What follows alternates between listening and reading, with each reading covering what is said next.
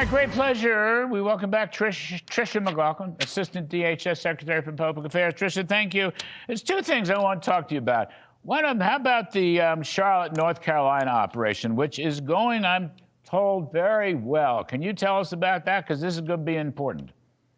Absolutely. It's going fantastic. And thank you for having me, Larry. So far, we've arrested about 130 criminal illegal aliens. That includes those with violent criminal histories, known gang members, those who have been charged with robbery, larceny, you name it. But it's important for also viewers to know that there is more than 1,400 criminal illegal aliens today in Charlotte's jails. And the sanctuary city politicians there refuse to hand over those individuals to our ICE law enforcement agents. They don't honor these detainers, so to speak. So what happens when they don't honor those detainers is those individuals are eventually released from those jails and they go on to re-perpetuate crimes. That's what we're trying to stop. That's why we're surging these resources. We know that Charlotte has become a hub for human trafficking. It's ranked number 9 in the country for human trafficking, largely because of its geographic location and its mass amount of highways around it, but as well, it has become a hub for human trafficking and labor trafficking. We know MS-13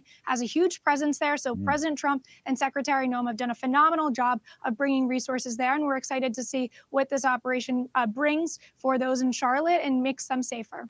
You know, it's also amazing, the news reports, basically 6 months of 0 illegal crossings in the southern border, which, I mean, we've closed the border. It's amazing. And inside that, even more, people are telling me, Tricia, maybe you can corroborate this, that we're approaching 2 million self-deportations.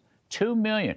I don't think we're quite there yet, but we may be there by the end of the year. I find this self-deportation story as incredible as the closing of the border story. It really is remarkable, and I think you're completely right. We don't talk enough about the fact that the border is closed, 0 crossings in 6 months. We didn't need need new legislation. We just need a new president and a president with the will to do it. And Secretary Noem has done a phenomenal job. That means so much for American families as well. Fentanyl crossing at the border is down 54%. And the fact of the matter is, our Border Patrol agents, they're not stuck at those processing centers processing these illegal aliens into the country. They're actually out in the field stopping drug mules, stopping dangerous criminal cartels from getting into our country. And you made the point about self-deportations. This is really a bright spot for the American people.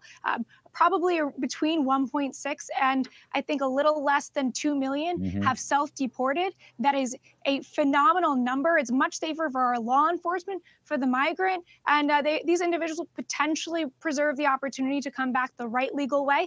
But if you don't leave now, we will arrest you, we will deport you, and you will never return back to the United States. You know, Tricia, we didn't need new legislation to close the border. What we needed was President Trump to just go and sneeze. One sneeze, and the thing was closed, and they're all running for the hills back home, self-deporting. I mean, I know it's not that easy, but in an odd sort of way, that number really is. You could do another couple of million self-deportations next year. Exactly, and it's going to be a virtuous cycle. The more people who are arrested in this country, right now there's been about 600,000, and the more we get those numbers cranked up, the more people are going to get the message, you need to leave now and try and come back the legal right way. Yep. But also, the economic piece of that, Larry, is so important.